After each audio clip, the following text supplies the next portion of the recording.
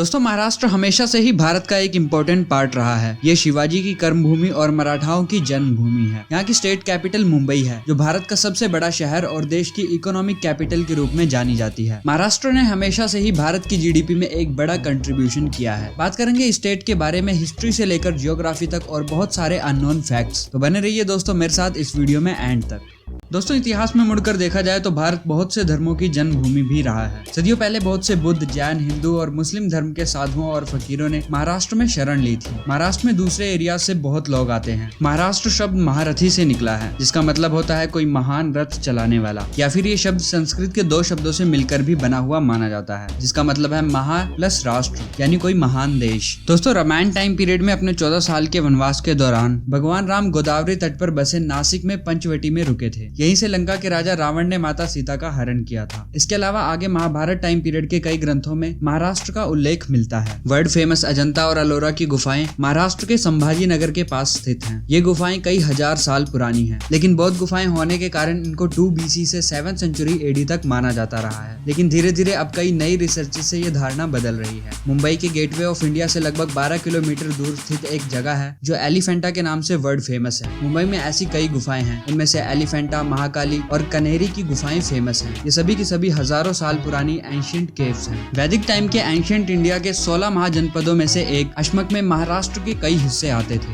ये एरिया 230 से 225 BCE तक सम्राट अशोक के अंडर आता था। उसके बाद कलचुरी वंश ने यहाँ पर शासन किया, फिर चालुक्य वंश ने, देन काफी टाइम तक यादवों का भी यहाँ पर शासन रहा। इसके बाद अलाउद्दीन खिलजी के आने से यहाँ के लोगों के बुरे दिन शुरू हो गए। देन उसके बाद मोहम्मद बिन तुगलक ने अपनी कैपिटल दिल्ली से हटाकर अहमदनगर के पास दौलताबाद में कर ली थी, जो कि पहले देवगिरी के नाम से जाना जाता था। इसके बाद यहाँ पर बहमनी शासकों ने राज किया और बहमनी सल्तनत के टूटने के बाद ये एरिया गोलकुंडा शासन के अंडर आया और उसके बाद ये फिर मुगल शासक औरंगजेब के अंडर चला गया। इसके बाद शिवाजी की प्रचंड शक्ति ने मुगलों को भारत के इस पार्ट में आगे बढ़ने नहीं दिया। मराठों की पावर बढ़ती चली गई और मराठा पूरे महाराष्ट्र में फैल गए। उनके बाद फिर महाराष्ट्र पेशवा राजवंश के अंडर हो गया। पेशवाओं ने साउथ के पठार से लेकर पंजाब तक हमला बोलकर अपना कब्जा जमा लिया था। इसके बाद अंग्रेजों और पेशवाओं का भयंकर युद्ध हुआ और काफी सारे वॉर्स के बाद एट द एंड पेशवाज हार गए और लास्ट में ये एरिया सारा ब्रिटिश साम्राज्य के अंडर चला गया। उसके बाद अंग्रेजों ने मुंबई को अपनी कैपिटल बनाया। फिर आजादी के बाद महाराष्ट्र और गुजरात को एक अलग स्टेट बनाया गया, लेकिन ये प्रपोजल था कि मुंबई को यूनियन टेरिटरी बनाया जाएगा। इसके लिए फिर लोगों ने प्रोटेस्ट किया, कई लोगों की जाने गई। लोगों का कहना था कि मुंबई महाराष्ट्र के अंदर ही आएगा। उनका प्रोटेस्ट सक्सेसफुल रहा और आखिरकार मुंबई महाराष्ट्र का हिस्सा बन गया। एट द एंड सभी मराठी बोलने वाले लोगों के एरिया को इकट्ठा करके एक स्टेट बनाने को लेकर बड़ा आंदोलन चला और 1 मई 1960 को काफी सारे छोटे छोटे मराठी एरियाज जैसे Konkan, Marathwada, east and west Maharashtra, इन सबको जोड़कर महाराष्ट्र राज्य की स्थापना हुई। दोस्तों, आज महाराष्ट्र फिल्म सिनेमा इंडस्ट्री का एक बड़ा सेंटर है, जिसकी वजह से हर साल स्टेट को देश और फॉरेन से करोड़ों रुपए का बिजनेस मिलता है। एरिया के हिसाब से महाराष्ट्र देश का तीसरा सबसे बड़ा स्टेट है। देश का सबसे बड़ा शेयर बाजार मुंबई शेयर बाजार भी महाराष्ट्र में स्थित है। दुनिया का सबसे बड़ा प्याज का बाजार भी महाराष्ट्र के नासिक जिले में है और लगभग भारत के सबसे ज्यादा प्याज का प्रोडक्शन नासिक जिले में होता है। दोस्तों, भारत की सबसे पहले ट्रेन महाराष्ट्र में ही चली थी। ये ट्रेन 16 अप्रैल 1853 में मुंबई और ठाणे के बीच चली थी। ये ट्रेन 35 किलोमीटर की दूरी पर चलाई गई थी। जिस टाइम ये ट्रेन पटरी पर दौड़ी थी उस वक्त टाइम हो रहा था दोपहर के 3:35। मुंबई में बढ़ती पॉपुलेशन को देखते हुए वर्ल्ड का पहला स्कीमेटिक शहर नई मुंबई में बसाया गया। नई मुंबई का निर्माण 1972 में हुआ था। इसके बाद लोनार झील महाराष्ट्र में एक खारे पानी की झील है, जिसका निर्माण एक एस्ट्रॉयड के अर्थ से टकराने के कारण हुआ था। इस झील को 2007 में डिस्कवर किया गया था। महाराष्ट्र के शनि शिंगणापुर गांव में किसी के घर में दरवाजे और ताले नहीं लगाए जाते। ऐसा माना जाता है कि अगर यहाँ कोई चोरी करेगा तो वो शनि के प्रकोप का भागी होगा। भगवान शनिदेव खुद यहाँ के घरों की हिफाजत करते हैं, लिहाजा इस गांव में चोरियां भी नहीं होती हैं। महाराष्ट्र का पुणे शहर भी सबसे बड़े महानगरों में गिना जाता है। पुणे शहर भारत का 6th सबसे बड़ा शहर है। यहाँ का संभाजी नगर का कैलाश मंदिर और श्रीनी काफी फेमस पवित्र स्थल है। मुंबई का हाजी अली मकबरा करीब 400 साल पुराना है। हाजी अली की दरगाह का निर्माण 15th सेंचुरी में शुरू हुआ था। मुंबई की यह दरगाह जमीन से करीब 500 गज की दूरी पर स्थित है। दरगाह तक पहुंचने का एक तंग सा रास्ता है, जिसके आसपास पूरा अरेबियन ओशियन है। भारत में सबसे ज्यादा इंडस्ट्रियल प्रोडक्शन महाराष्ट्र में होता है, यानी भारत के टोटल इंडस्ट्रियल प्रोडक्शन में 25% महाराष्ट्र का हिस्सा होता है। बड़ी बड़ी कंपनियों के हेडक्वार्टर सबसे ज्यादा मुंबई में है, जो कि महाराष्ट्र का सबसे बड़ा शहर है। महाराष्ट्र इकलौता ऐसा शहर है जहाँ 2 मेट्रो सिटीज हैं, एक मुंबई और दूसरा है पुणे।